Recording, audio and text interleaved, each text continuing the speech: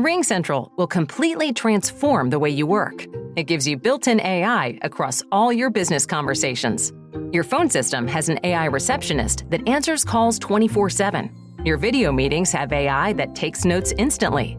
Even your contact center has AI, so you can help customers faster.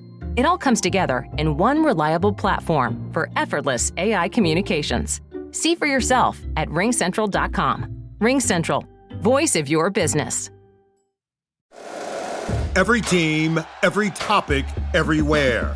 This is Believe.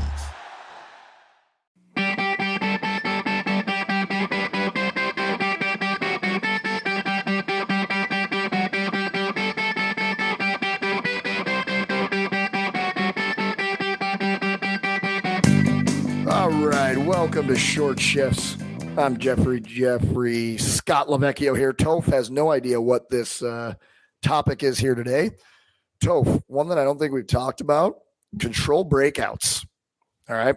I like to talk about control breakouts actually, because again, I had Scott Gordon when I played in the AHL, when I first came into the AHL, and that year Providence had the record for most wins in the regular season of all time at that point. I think another team broke it a few years later.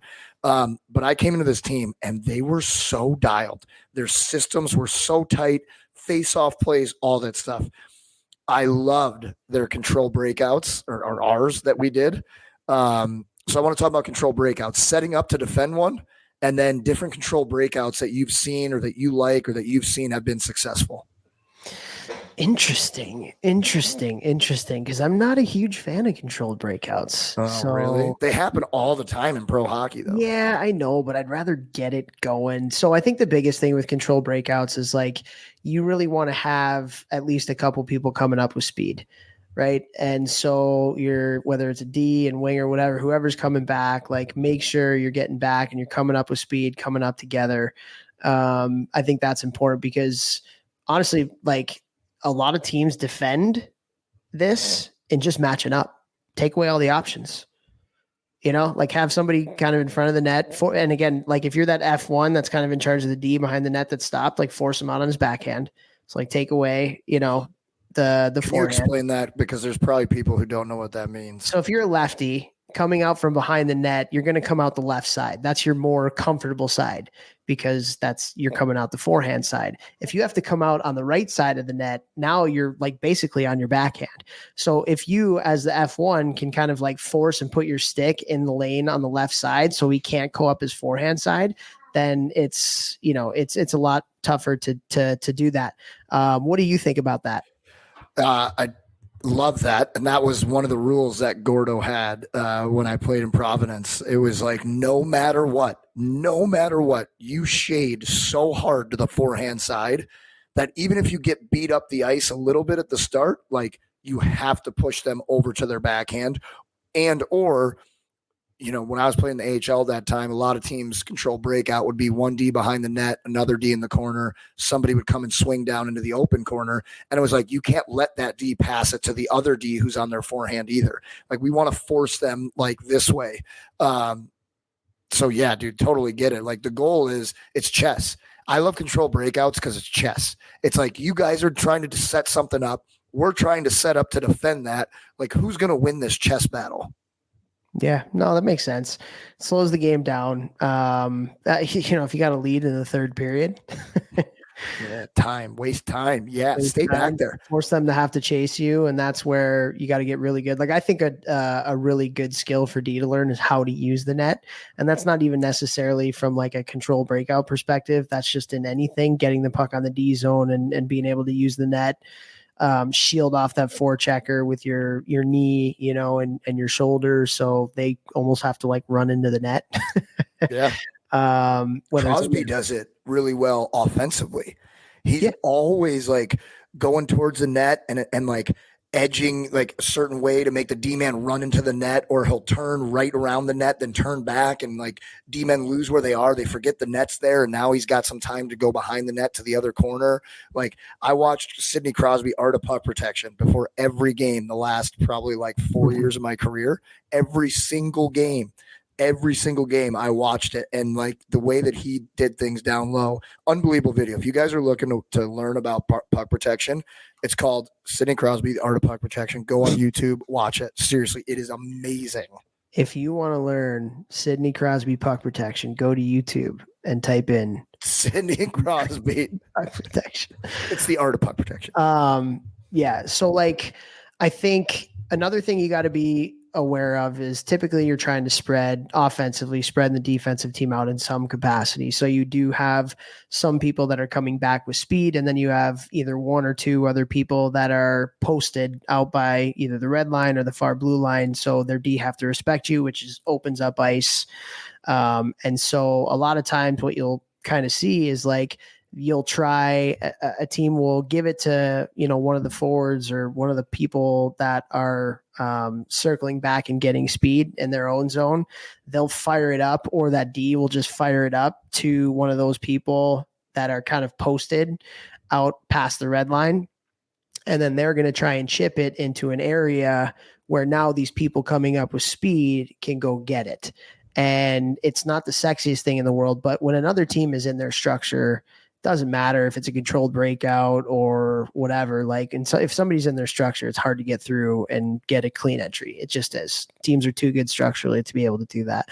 And so finding a way, I really like if there's somebody that's posted somewhere in the middle of the ice, because then the D have to kind of like respect the middle there, and then get that, bring the D into the middle, and then you chip it to the outside. Now one of these people who are coming up fast on the outsides, now potentially they might have some time and space to have an on-man rush or get possession, whatever it may be. So you're stretching the ice, you're getting 3 guys back, maybe even 4 guys back, getting speed, and then you have 1 or 2 post players to help spread that, and you always want to get the guys going with speed to get the puck, however you do that.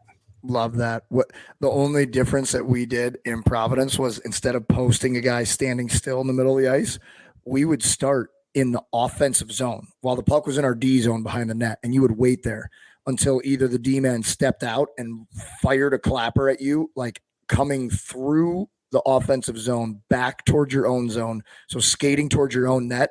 And while that, you would time it. And while that was happening, the center and the other forward are going down behind the net. So guys are kind of shadowing them.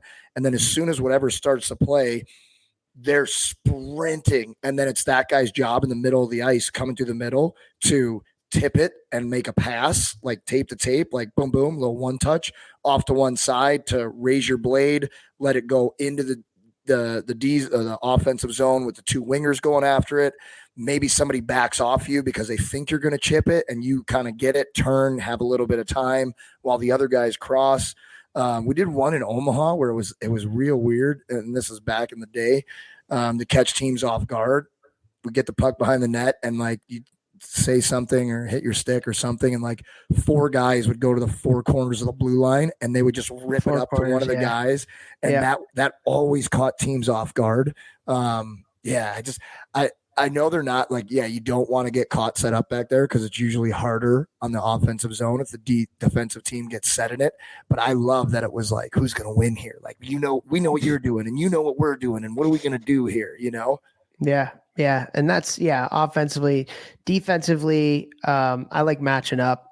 So match speeds. Match up, match speeds, just take away the passing options. Now it's a little bit more risky because if one person gets beat, you can be in deep doo-doo.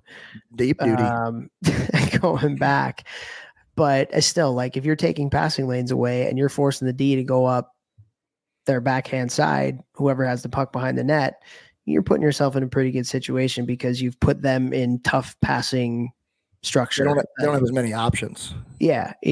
What other teams will do, a simple 1-2-2 where you'll have the one guy up and then you'll have 2 people kind of swing with the people who are swinging in the defensive zone and matching their speeds. And then the other people are kind of making sure they're taking away the middle of the ice. If they do fire it up on the wall, fine, you're on the wall. We'll just angle you and take you from there. There's different ways to think about it. I think from a defensive perspective too. I like matching up a little bit more. I like being a little bit more aggressive. I think I guess we got a minute left here. Why? why would you do a control breakout? I think that's important to talk about. So why would you do that as a team that has the puck? I would say if your guys are tired and the puck's back there and like you got a little bit of space, you can use the net to get like a four-man change. You've been out there for a while. Somehow it goes in, they're changing, they're coming out. If they're not forcing you, like that's a great time to change. I don't know. Like maybe guys aren't back. Maybe guys got beat back or something. Like it's usually it's because guys are trying to change. They were out there for a while. You get behind the net. It's like, ooh, I don't have a ton of outs. Guys aren't in great spots. I can use this time right now. Also, like hockey is also a game that you play to win. Like if you're up a bunch of goals and it's towards the end of the game, like you stand there. It's not sexy. It's not fun. It's also a way to relieve pressure. It's a way to relieve pressure. And we got to end here, but like, you got guys coming up and then you can dink it, relieve pressure a little bit. Other team gets a little bit tired. They can't forecheck. You can relieve pressure that way. Now all of a sudden, like you have a little bit more time. Now you get going and set. So love it. Listen all right. To Toph, dink it. What's that? Listen to Toph, dink it. The dink is a real thing. All right. Share the show, everybody. Share it.